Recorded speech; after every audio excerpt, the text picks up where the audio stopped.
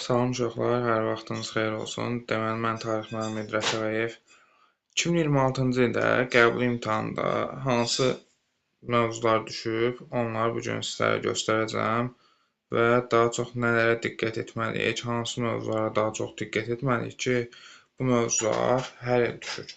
Və bəzi mövzular var ki, hər il düşür, bəzi mövzular var ki, görürsən, bir il düşür, bir il düşmür. Yəni bu o demək deyil ki, biz sadəcə bu tutaq ki, keçən düşən sualları, mövzuları öyrənməliyik. Yox.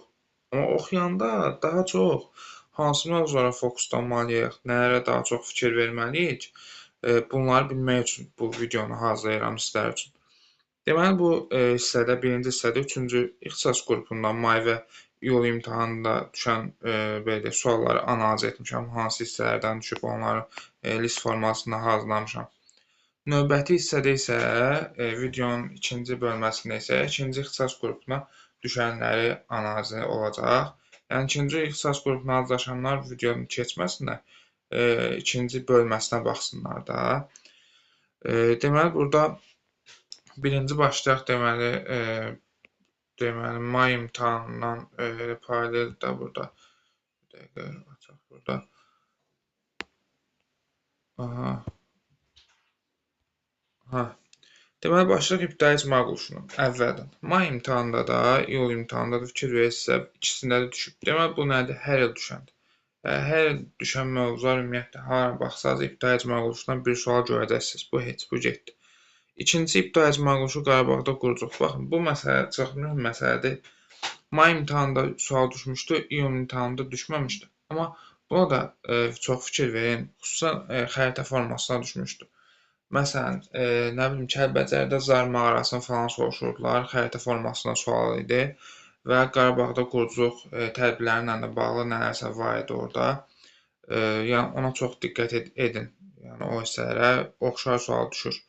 Daha sonra Azərbaycan hissəsinə baxsaq, Albaniya, burada plus Atropatenanı da yazarıq. Albaniya, qədim Albaniya və Atropatena mövzusundan hər il bir sual düşür, plus. Bununla yanaşı Manna mövzusu da çox mühüm mövzulardan biridir. Bura Mannanı da əlavə etmək olar. Mannadan da suallar qarşımıza çıxır. Yəni bu hissə elədir ki, məsələn, Atropatena Albaniyanı bilsək, daha çox testdə açıb qoysaq, DİM-in qəbul suallarından gedir, söhbət hansısa sınaqlardan getmir.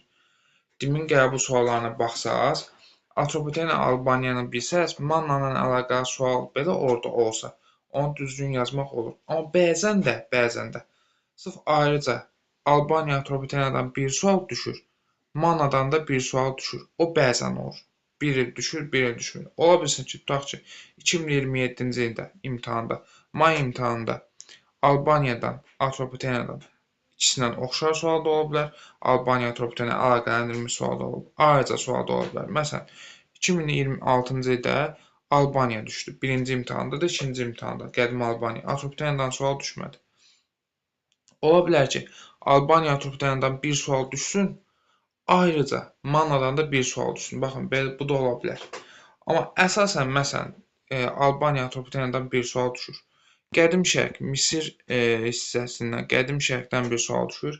Misirdir, Şumerdir, Çindir, Hindistandır. O hissələrdən ən az bir sual düşür. Yəni, istəyir mədəniyyətindən düşə bilər, istəyirsə də nədən sual düşə bilər, hansısa tarixindən sual düşə bilər. İndi bu onsuz da deyə bilərsiniz ki, mən burada nədir, onsuz böyük hissələr də bunlar. Yəni baxın, bu mövzularda belə ümumiyyətlə, məsələn, Albaniya mövzusu olsun, Atropatena mövzusu olsun, Qədim Şərq mövzusu olsun. Bu mövzularda belə elə hissələr var ki, onlar DİM-in imtahanlarında ümumiyyətlə birmənalı olaraq, yəni 90% hallarda, 95% hallarda istifadə olunmur o hissələr. Və artıq siz proqramı oxuyanda siz o hissələrə çalışmalısınız ki, fikir verməməlisiniz. Yəni, onu da artıq belə deyək də, hazırlaşdığınız müəllimlər sizlərə mentorluq etməlidir ki, bu hissələr əsasən düşmür. Yəni, özünüz də qəbul suallarına oturub baxsaq, 2023-ə, 24-ə, 25-ə son olan qəbul suallarına görəcəksiniz ki, məsələn, Misirdən sual düşəndə adətən hansı sual düşür? Hundan sual düşəndə adətən hansı sual düşür? Əsasən siyasi tarixlərdən sual düşür deyə bilərik. Daha sonra Qədim Yunanistandan bir sual düşmüşdü. 3 sual birinci imtahanda deyək ki, mənbə sualı idi. Sırf mənbə sual düşmüşdü. Afina-Sparta müharibəsi. İyul imtahanında isə bir sual düşmüşdü. Romadan sual düşməmişdi, amma bura Roma yazıram. Çünki niyə? Adətən qədim Yunanıstan Roma, orada Makedoniya da var, bir yerdə gedir və oradan ən azı hər imtahanda bir sual düşür. Yunanistan Roma bir yerdə də düşə bilər, ayrı da düşə bilər. Ola bilsin ki, 2027-də Romadan sual düşsün, ola bilsin ki, Yunanistan Roma bir yerdə düşsün, düşə bilər. Amma mütləq sual nədir? Düşür buradan da. Burada plus qoyaq, qədim şərqdən də bir sual düşür. Deməli, daha sonra Türk dövlətləri 3-11-ci əsrlər gedib burada. Türk dövlətlərindən də ən az bir sual düşür. Burada hansı türk dövlətləridir? Bu nədir? 3-cü əsrdə hansı ki, Qərbi Hundur, Ağ Hundur, Göytürkdür, Uyğurdur, Xəzərlərdir, Qaraxani, Qəznəvilərdir. Baxın, onlardan ən azı bir sual düşür. Mütləq düşür. Azərbaycan tarixindən inteqrasiya olunmuş formada düşə bilər, ayrıca düşə bilər. Burada mövzular əsasən sırf yazılıb, bir sual baxın burada. Amma adətən həmin dövrlər olanda Azərbaycan tarixindən də sualların bəziləri inteqrasiya olunmuş şəkildə düşür. Əsas sual, məsələn, düşəndə Türk dövlətindən düşür. Azərbaycan tarixindən də ora 1-2 dənə əlavə variant əlavə edirlər. Frank-Bizansdan bir sual düşmüşdü. Çox imtahanda biz bura ərəbləri də aid edə bilərik. Ərəb dövlətinin, ərəb xilafətin və deyə bilərik ki, bu mövzuda hər il düşən mövzulardan biridir.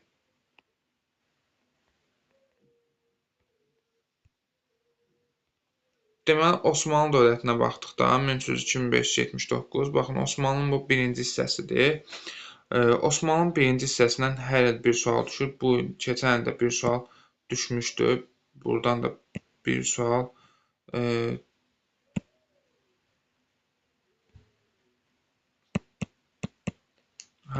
Buradan bir sual düşmüşdü. Buna da plus qoyaq. Yəni ki, hər il Osmanlının bu hissəsindən 1302-1579 olan hissəsindən bir sual düşür. Və daha sonra türk dövlətləri 11-15-ci əsrlər bir sual düşür. Orada deyərək ki, Böyük Səlcuq dövlətidir, Delhi Sultanlığıdır, Moğoldur, Qızıl Ordudur, Monqoldur. Bunlardan da bir sual düşür. Azərbaycan tarixindən əlaqəli formada düşür adətən. Ya əlaqəli formada düşür, ya ayrıca düşür. Əmir Teymurdan ora sual-sallar, Azərbaycan yürüşləri var, Əmir Teymurla inteqrasiya edirlər. Yəni, elə bir suallar düşə bilir. Və yaxud da ki, deyək ki, Moğol dövlətindən sual-sallar, Səfəvilərlə əlaqələndirirlər. Yəni, belə tipdə suallar qarşımıza çıxa bilər. Və yaxud da ki, burada 11-15-ci əsrlər Böyük Səlcuqlardan sual düşür. Azərbaycana yürüşləri var. Baxın, onunla inteqrasiya edirlər. Monqollar sala bilərlər. Azərbaycana yürüşləri var. Onlarla inteqrasiya edirlər. Bu hissələr artıq belə deyək də, yəni konkretlə bu hissələri, əslində bu hissələr çətin hissələr deyil, sadəcə kitabdan standart oturub oxusaz belə bu hissələri, məsələn, türk dövlətlərinin bu hissələrini deyək, yəni öyrənmək belə çətin olacaq. Çünki konkret kitab cümləsindən ümumiyyətlə tarix öyrənmək çətindir. Oturub kitabı oxusaz, yəni çox vacibdir ki, yəni bu hissələri başa düşərək öyrənəsiniz. Yəni bu hissələr isə izah olunsun. Daha sonra Azərbaycan tarixinə keçdikdə burada Albaniya 3-9-cu əsrlər var. Albaniya 3-9-cu əsrlər 2 sual düşüb hər imtahanda ən azı. Yəni bu hansı hissələrdir? Baxın, Sasani hissəsi, Sasani və plus ərəblər dövrü var. Azərbaycan ərəblərin tərkibində və Sasanilərin tərkibində. 3-7-ci əsrlər Sasanilərin tərkibidir. 7-9 ərəb dövrüdür bizdə. Buradan ən azı 2 sual düşür. Hətta 2 sualdan çox da düşən imtahanlar olub. Elə il olub ki, 3 sual düşür və yaxud da 4 sual düşür. Amma adətən 2 sual düşür deyək ki. Feodal dövlətlərdən ən az 1 sual düşür. Bax, plus qoyuram. Bunlar həmişə düşən hissələrdir. Yəni bunlar plus qoyduqlarımız özünüz də görürsünüz ki, bir sual, baxın, bir sual, may-iyunda düşüb, açıb əvvəlki illərin qəbullarına baxsaq görərsiniz ki, orada da buradan suallar düşüb. Məsələn, Eldənizlər dövlətindən keçən hər imtahanda bir sual düşüb. Azərbaycan 13-cü əsrdə bir sual var, burada sual yoxdur, amma düşünürəm ki, bu hissədən də hər il sual düşür. Adətən hər il düşürdü, keçən də. Burada əslində yazmamışam, amma qarışıq bir sual var idi burada da. Burada da bir sual olduğunu düşünürəm, xatırlayıram. Avropa dövlətləri 11-16-cı əsrlərdə birinci imtahanda sual yox idi. Və yaxud da ola bilsin burada da qarışıq sual hansısa olub. Amma konkretli bir sual iyul imtahanda düşmüşdü.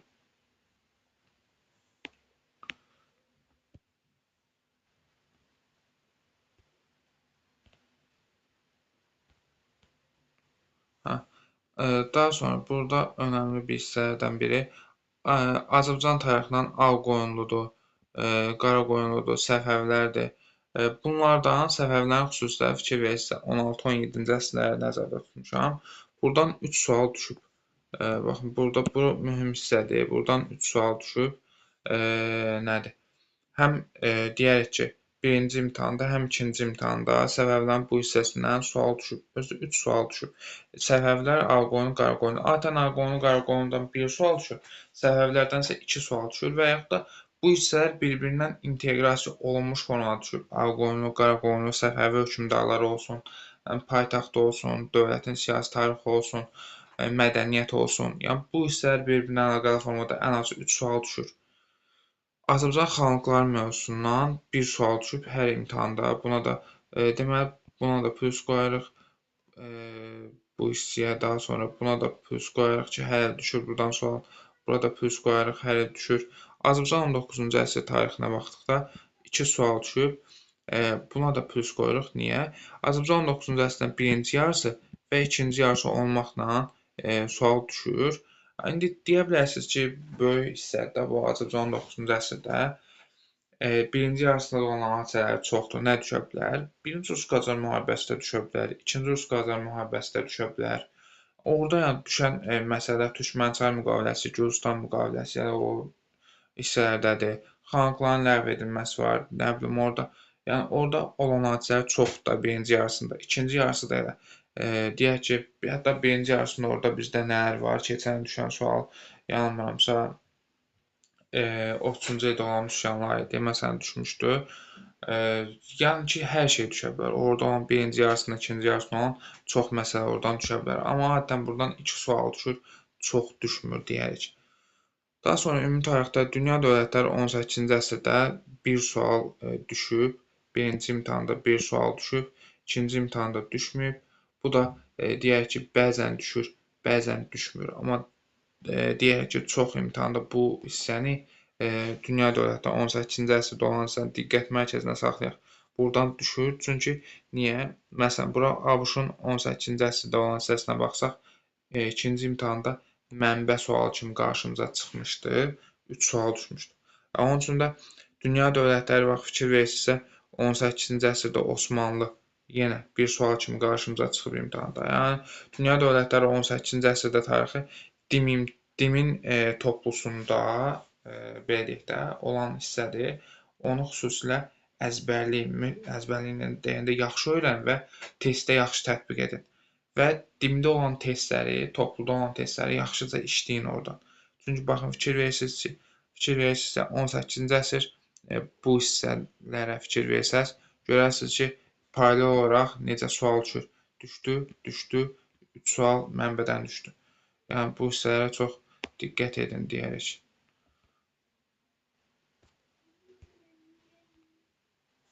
Daha sonra Rusiya 19-cu əsrin ikinci yarısında bir il düşüb, bir il düşmür. Bu düşə bilər, düşə bilməyə bilər.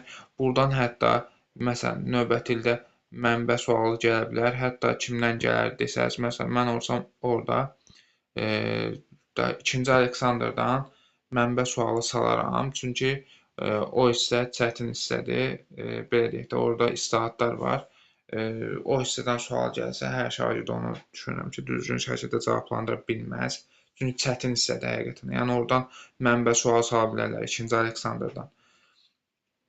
Şimali Azərbaycan deməli 19-cu əsrin əvvəlində baxın, buradan da sual düşə bilər, sala da bilərlər, sala bilməzlər də. Ola bilsin ki, bu keçən məsələn birinci imtahanda düşməmişdi, növbəti imtahanda düşmüşdü.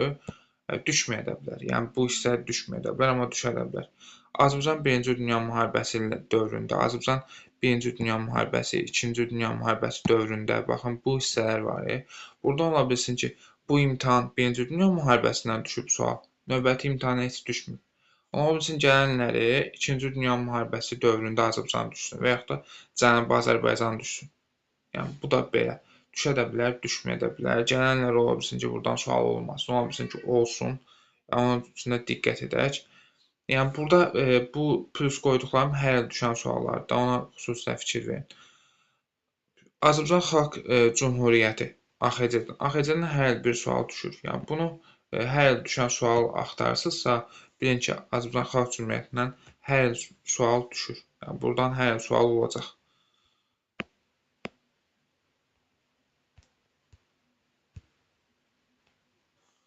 Daha sonra Cənubi Azərbaycandan da bax fikir verirsinizsə, bir il sual düşüb, iyul imtahanında sual yoxdur. Buradan da 1945-ci illər Azəri Hərəkat dövrü xronoloji sual düşmüşdü. 1-ci may imtahanında, iyul imtahanında düşməmişdi. Hətta orada Şimali Azərbaycanda da sual atmışlar. Burada bu oxşar bir sual, burada sual düşmüşdü. Oxşarlıq bir sual idi. Buradan da sual gələ də bilər, gəlməyə də bilər. Amma Cənubi Azərbaycandan ən azı bir sual olur. Yəni diqqətli olun. Baxın, Cənubi Azərbaycandan deyək ki, ən azı bir sual olur. İstəyir 19-cu əsrdə Cənubi Azərbaycan olsun, istəyir Cənubi Azərbaycan nədir? 1905-11, 1917-20, 1941-46, yəni ən az bir dənə sual Cənubi Azərbaycandan olur. Azərbaycan SSR dövründən, Heydər Əliyev dövründən, buradan da yəni o 1900 deyərik ki, İmam Mustafayevdir, o Vəli Axundovdur, Heydər Əliyevdir. O dövründən ən azı yəni bir sual olur. Yəni, o dövrləri diqqətdə saxlayın. Azərbaycan SSR-nin əvvəlindən də sual düşə bilər. Düşməyə də bilər. Məsələn, bu il düşməmişdi, gələn düşə bilər. Yəni bu hissələr belədir. Amma bu hissələrdir ki, Azərbaycan SSR, Heydər Əliyev dövrü, Vəli Axundov, İmam Mustafayev dövrü adətən hər il bir sual düşür. Yəni, may imtahanında düşməmişdi, amma yəni, bu mövzunu diqqətdə saxlayın ki, buradan yəni, sual gələ bilər, xüsusilə Heydər Əliyev dövründən. Azərbaycan müstəqillik dövrü, Respublika dövrü, xüsusilə 1993 Heydər Əliyevin prezident dövründən və yaxud da İlham Əliyevin prezident dövründən buradan ən azı bir sual biz nədir? Bir sual yadımızda qalsın ki, buradan düşə bilər. Ən az bir sual düşə bilər. Hər il düşür 93-dən sonraki tarixdə. Təbii ki, əvvəlki tarixdə düşə bilər. Orada Elçibəyin, məsələn, uğurlu yay hərbi əməliyyatları var. Oradan da sual düşə bilər. Qarışıq sual kimi. Qarabağ müharibəsindən ən az bir sual düşür. Hər il düşür və düşəcək də bundan sonra. Dünya dövlətləri. Bax, fikir verirsə, dünya dövlətləri 1-ci Dünya müharibəsi, 2-ci Dünya müharibəsindən yoxdur sual. Amma ki, bu o demək deyil ki, düşməyəcək, ümumiyyətlə oradan sual düşməyəcək. Xeyr, gələnlərə adi başlı deyək ki, situasiyanı belə oradan sala bilərlər 3-cü qrupa. 2-ci Dünya müharibəsindən konfranslar var, oradan sala bilərlər. 1-ci Dünya müharibəsindən suallar var, konfrans, Versal-Vaşinqton sistemi düşmüşdü, düşə bilər. Amma yəni oradan da yəni o hisslərdən də sual düşə bilər. Yəni bu keçən ilin belə deyək də statistikası da əsasən və burada da ən çox keçən ildən qarışıq ən çox düşən hansı mövzularda onları qeyd edirik. Və dünya dövlətlərindən də adətən 1945-ci ildən sonra olan dövlətləri nəzərdə tuturuq. Ən azı hər il bir dənə sual buradan da düşə bilir. Yəni ən az bir dənə sual düşür buradan da deyək ki. Və hətta situasiya sualda buradan düşə bilər. Dünya dövlətləri 1945-ci ildən sonraki dövründən də situasiya sual düşə bilər.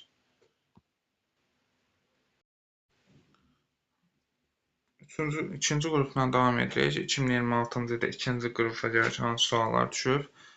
Deməli, may imtahanında mənbə AXC-dən düşmüşdü. İyul imtahanında isə Əfşar dövlətindən düşmüşdü mənbə. Deməli, buradan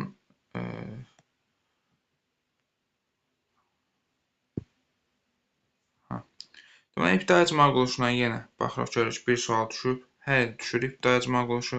Mühüm mövzulardan biridir. Bunu ayırırıq. Yəni, bu mövzudan hər il düşür. İbtidai icma quruluşu plus Qarabağda quruculuq bir il düşmüşdü. İyul imtahanında düşməmişdi. Bu da düşə bilər. Qarabağda quruculuq məsələsinə diqqətli olaq. Qarabağ müharibəsindən sonra Qarabağda quruculuq tədbirləri başladı. İndi də davam edir. Yəni bizim üçün ən aktual məsələlərdən biridir Qarabağda quruculuq məsələsi və bu məsələdən də buradan da sual gözlənilir yenə. Yəni onun üçün diqqətli olun. və xüsusilə ibtidai quruluşunda olan mağaralarda, abidələrdə harda yerləşir, xüsusilə işğaldan azad olunmuş ərazilərimizdəki o abidələri dəqiq öyrənin. İstəyir ibtidai quruluşuna aid olan hissələr olsun, istəyirsə də 3-7-ci əsrdə abidələr var. Onlarda 3-11-ci əsr olsun, bütün dövrə aid olan Qarabağda abidələr olsun, digər abidələr. Xüsusilə Qarabağda olan abidələr xüsusilə öyrənin ki, orada quruculuqla bağlı nəsə oxşar sual düşə bilər. Daha sonra 3-cü hissəyə baxsaq, Albaniya və Atropatenadır. Buradan bir sual düşür, hər ildə buradan bir sual gözlənilir. Və bura əlavə olaraq Mannanı da əlavə edə bilərik. Deyərik ki, Mannadan da bura nədir? Yəni qarışıq sual düşə bilər və elə ola da bilər ki, bir sual Albaniya Atropatenadan olsun, bir sual da əlavə Mannadan olsun.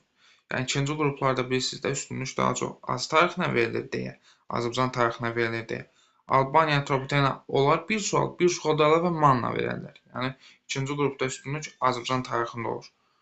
Qədim şərq məsələn buradan deyək ki, bir sual düşür, ən az bir sual düşür həmişə. Burada tutaq ki, bir il Misirdən düşə bilər, bir il Çindən düşə bilər, bir il Hindistandan düşə bilər. Yəni qarışıq sual düşə bilər, amma düşür. Yəni hər il düşür. Qədim şərqdən hər imtahan bir sual qarşımıza çıxır. Qədim Yunanıstan və Roma. Qədim Yunanıstan və Romadan bir sual düşür. Mütləq yəni bir sual qarşısına çıxacaq. Həm istir Yunanıstandan olsun, istir Romadan olsun və yaxud da ki, qarışıq sual da ola bilər. Yəni o hissədən bir dənə sual mütləq düşür. Azərbaycan 3-9-cu əsrləri, yəni Sasani dövrü, Sasani və plus Ərəb dövrü. Xüsusilə ikinci qruplarda siz bu hissəyə çox diqqət edin. Çünki situasiya sualı az tarixindən düşür də bilirsiniz ikinci qruplarda və Sasanilərdən Ərəb xilafət dövrünə, hətta orada Xürrəmlər var. Onlardan da situasiya sualı düşə bilər. Ən az da 2 sual düşür. Hər il ən az 2 sual düşür bu hissədən. Azərbaycan Sasani imperiyasının tərkibində, Azərbaycan Ərəb xilafətinin tərkibində. İndi orada da Mehranilər sülaləsini falan ayrıca qeyd etməkdə. Onlar bilirsiniz ki, onların hamısı içərisində gedir. Daha sonra feodal dövlətlər, Sazili, Salahili, Şəddadilər, Rəvvadilər, deyək ki, kimin deyir, Yezmat Fuvaciyev dövlət qrubu var onlar. Onlardan da ən azı bir sual düşür. Yəni xüsusilə o hissədən düşür. Şirvanşahların sonrakı hissəsindən düşür sual. Oradan da düşə bilər. Nə bilim, orada Kəsranilər, Dərbəndlər, Sualilər dövrü var. Onlardan da sual düşər. Amma sırf bu hissədən, bu 9-11-ci hissəsi feodal dövlətlər var. Bax, onlardan bir sual düşür. İstəyir Sazilərdən düşə bilər, istəyir Rəvvadilərdən düşə bilər. İndi belə deyək də, o imtahan sualını hazırlayanın o aurasından asılıdır ki, haradan sizə gətirib sual salsın. Daha sonra Türk dövlətləri. Türk dövlətlərinə burada hansı Türk dövlətləri? Xalqların böyük öz dövründə başlayan yaranan dövlətlər var. O Asan Göytürklərdir, Axunlardır, Qərbi Hunlardır, Qaraxani, Qəznəvlərdir, Xəzərlərdir. Baxın, onlardır. Onlar elə çətin mövzular deyil, asan mövzulardır. Və hər ildə bir sual düşür oradan. Yəni sayıları çox olsa da, yəni öyrənməsi asan mövzular da olar. Yəni belə deyim də 15-20 dənə hadisədir və onlar bildinsə artıq o hissələri nədir? Yəni cavabını tapmış olursan. Daha sonra Frank-Bizans mövzuları var. Bura mən ərəbləri də əlavə edərəm. Düşməmişdi əslində, amma ərəbləri də ərəb dövlətinə əlavə etmək olardı ora. Buradan da ən az bir sual düşür. Baxın, Frank-Bizans ərəb dövlətidir. Elədir ki, ərəb dövləti biraz çətindir. Bu çətindir biraz. Yəni bu mövzunu öyrənmək biraz çətindir bu heç. Amma Frank-Bizans mövzuları var. Bu mövzular elədir ki, buradan da məsələn tutaq ki, az da hadisələr, yəni 10-15 dənə hadisədə, yəni onlar bildiysə, yəni burada olan sualları tapacaqsınız. Məsələn, adi başda mənim öz konspektim var ki, abituriyentlərimə istifadə edirlər o mövzudan. Hansı ki, o 10-15 dənə hadisə bilməkdən, tutaq ki, 2021-də, 22-də, 23-də, 24-də, 25-də olan bütün suallara cavab tapmaq olur. Vəssalam. O 10-15 dənə hadisə bilməkdən bu suallara cavab tapmaq olursa, 10-15 dənə hadisəni öyrənib, yəni bu mövzuları bitirmək olur da. Yəni kitabda biraz bəzən görürsünüz ki, qəliz yazdır da, özü bilirsiniz. Deməli, belə, buradan belə. Daha sonra Osmanlı mövzusunun 1302-1579 hissəsidir, əvvəlki hissəsidir. Buradan ən az bir sual düşür. Yəni bu mövzu elə mövzudur ki, Azərbaycan tarixindən nəsə əlaqəli sual düşə bilər. Buradan da Sırf Osmanlının bu hissəsindən sual düşür mütləq. Yəni bu hissəni yaxşı da öyrənmək lazımdır. Yəni bu hissədən mütləq bir dənə sual düşür. Yəni bir dənə sualımız buradan var. Daha sonra keçdik Osmanlının 18-ci əsr hissəsindən bir sual düşmüşdü. Düşə də bilər, düşməyə də bilər ikinci qruplara. Düşə də bilər, düşməyə bilər. Situasiya sualı falan düşmür Osmanlı imperiyası ikinci qruplara. Amma ki, nədir? Osmanlının məsələn bir sual düşmüşdü iyul imtahanında. Düşə də bilər, düşməyə də bilər. Gələn ola bilsin ki, Osmanlının 19-cu əsr tarixi düşsün, ola bilsin ki, düşməsin. Yəni belə. Yəni hansı hissələr mütləq düşürsə, onlar qeyd edirik. Düşməyənsə onu da qeyd edirik. Türk dövlətləri 11-15-ci əsr Səlcuqlardır. Daha sonra orada kimlər var? Dehli var, Moğol var, Qızıl Ordu var, Monqollar var, Teymurlər var. Baxın, onlardan da bir sual düşür. Adətən düşür bir sual. İyul imtahanında düşməmişdi. Ola bilsin ki, iyul imtahanında düşməmişdi, yazmışam. Azərbaycan tarixindən bəzən əlaqəli formada düşür bu hissələr. Baxın, Azərbaycan 11-15-ci əsr tarixini, Azərbaycanın 11-15-ci əsr tarixini bunların 11-15-ilə qarışdırıb salırlar, yəni bu hissədə olan sualları. Avropa tarixindən, deməli, Avropa tarixindən 11-16-cı əsrlər bir sual düşmüşdü, may imtahanında düşmüşdü, növbəti imtahanda düşməmişdi, amma bu hissədən də adətən sual gəlir, diqqətli olun. Eldənizlər dövləti, mütləq Eldənizlər dövlətini öyrənin, bir sual düşüb. Yəni Eldənizlər dövləti də Azərbaycan vahid birləşən dövlətlərdən biridir. Çox asan dərsdir, yəni həqiqətən. Yəni buradan da sual salırlar. Yəni ikinci qruplara mütləq də düşəcək buradan sual. Yenə. Azərbaycan 13-cü əsr tarixi bir sual düşüb. Növbəti imtahan düşməyib. Buradan da düşüb, yanılmıramsa düşə bilər. Prosto yəqin diqqətimdən qaçıb yazmamışam. Buradan da yəni %100 yəni buradan sual düşür Azərbaycan 13-cü əsrdə. Deyəcəksiniz ki, müəllim, bunlar geniş məsələlərdir. Yəni çoxdur Azərbaycan 13-cü əsrdə olan hadisələr. Bəli, düzdür, çoxdur. Yəni bunlar yəni şərtlər, yəni daha çox düşən mövzulardır. Artıq yəni bunlar əsas siz məsələn diqqətli olacaqsınız ki, məsələn tutaq ki, Eldənizləri oxuyanda biləcəksiniz ki, Eldənizlər 100% düşür. Bəzən olur ki, elə şagird olur ki, deyir ki, məsəl üçün mənim məsələn, tutaq ki, 20-21 dənə yazım bəsmir. Tutaq ki, mən bir il 6-7 ay hazırlaşacağam, məsələn, vaxtım var da, onun üçün mənə xüsusi spesifik mövzular lazımdır ki, onda artıq bu ona çox işlə yarayacaq. Elə şagirddə var ki, məsələn, 29-30 yazmaq istəyir. Artıq sən, yəni qardaş, yəni o, yəni necə deyim, yəni kitabda yəni hər şey deməyək, yəni 90% məsələləri bilməlisiniz. Məsələn, 13-cü əsr tarixində belə, orada elə hissələr var ki, məsələn, biz ayırmışıq onları. Orada məsələn sual düşmür. Yəni o hissələrdən sual düşmür. Ümumiyyətlə məsələn mən ayırmışam, analiz etmişəm bu hissələrin hamısını demək olar ki, elə hissələr var ki, oradan sual düşmür. Hə, deyəcəksiniz ki, mənim niyə paylaşmırsınız? O da siz onları da paylaşmaq biraz risklidir. Çünki niyə? Sabah oradan sual düşsə, bilirsiniz də, yəni cəmiyyət bizdə müəllimlər olsun, şagirdlər olsun, linç etməyə bir şey axtarırlar. Onlar sabah mən tutaq ki, paylaşım ki, bu hissələr düşmür, sabah oradan sual düşəndə artıq pis vəziyyətdə qalırsan. Yəni, amma %99% hallarda düşmür də. Yəni artıq neçə ildir, 5-6 ildir oradan elə hissələr var ki, oradan sual düşmür belə. Daha sonra Qaraqoyunlu, Ağqoyunlu plus Səfəvi 16-17-ci əsrə, Səfəvilərin 18-ci əsrin adətən bunlardan inteqrasiya etmirlər və bunlar da ayrıca düşür. 18-ci əsrin üstünə bura x qoyuruq da. Bu hissələrdən ən azı 3 sual düşür. Ən azı 3 sual düşür. Daha sonra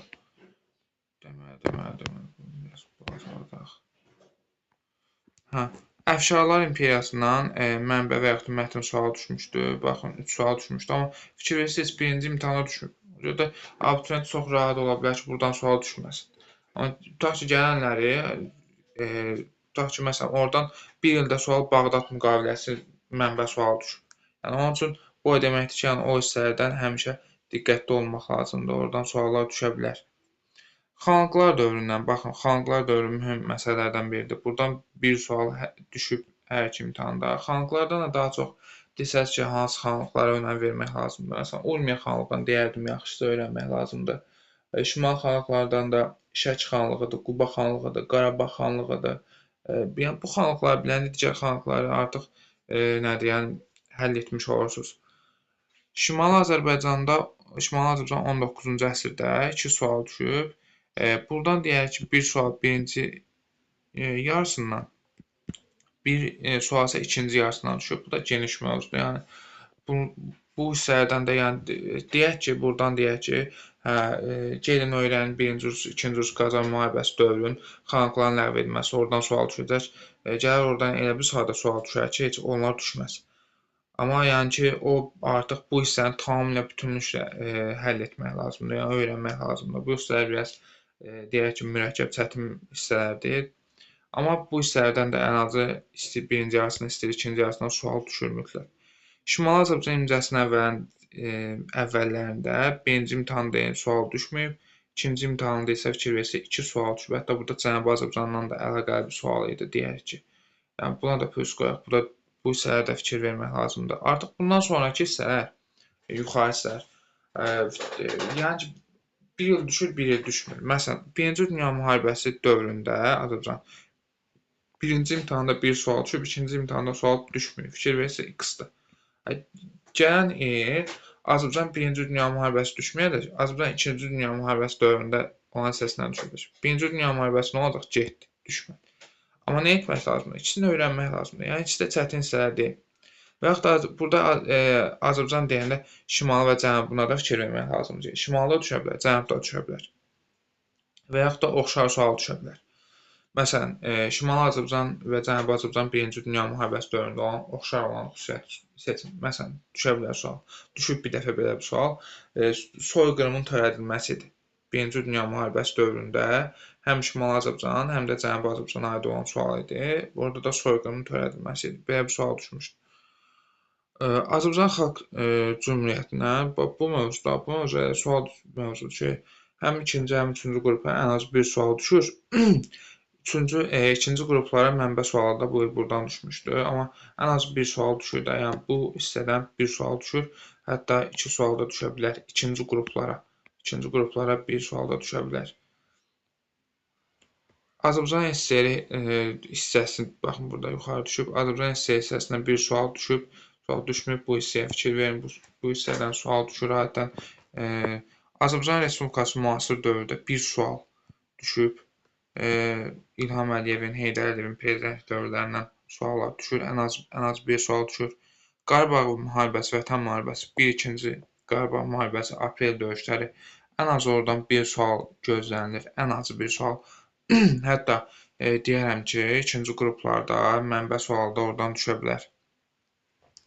Rusiya 19-cu əsrin ikinci yarısında bir sual düşüb, bir sual düşmür. Bu da düşə bilər, düşə bilməz də. Yəni tutaq ki, bu il Rusiyadan düşüb. Gələn Rusiyadan düşməz, Osmanlıdan düşər.